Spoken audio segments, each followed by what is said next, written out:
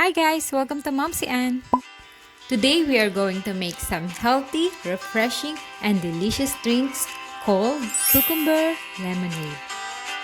It is made from blended cucumbers, fresh lemon juice, and honey. This drink is perfect for warm days or summer parties. Let's make it. I use 5 cucumbers and 2 lemons. Peel the cucumber and slice it. This recipe is good for 2 to 3 persons. I doubled the recipe today because I had this before and I really like it.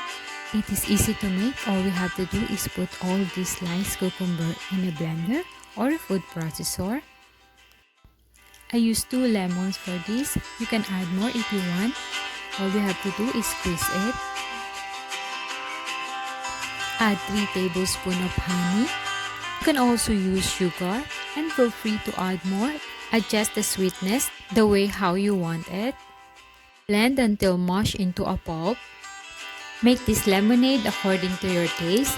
More or less sweetness is all up to you. Now let's pour the cucumber pulp into a strainer.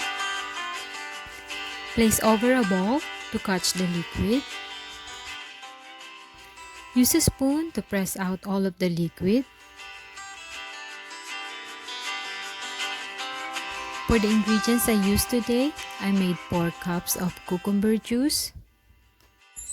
And that's it! Your cucumber lemonade is ready to serve. Let's pour it into a glass. You can add more water to get the flavor you want. Everyone has different taste. I like mine as is.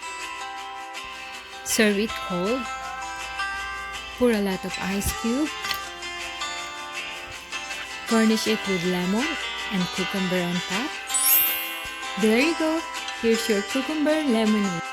A cold glass of this is the perfect way to enjoy your day.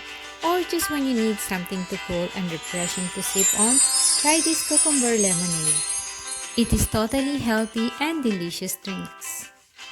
Hope you enjoyed this video. Thank you for watching and see you next time.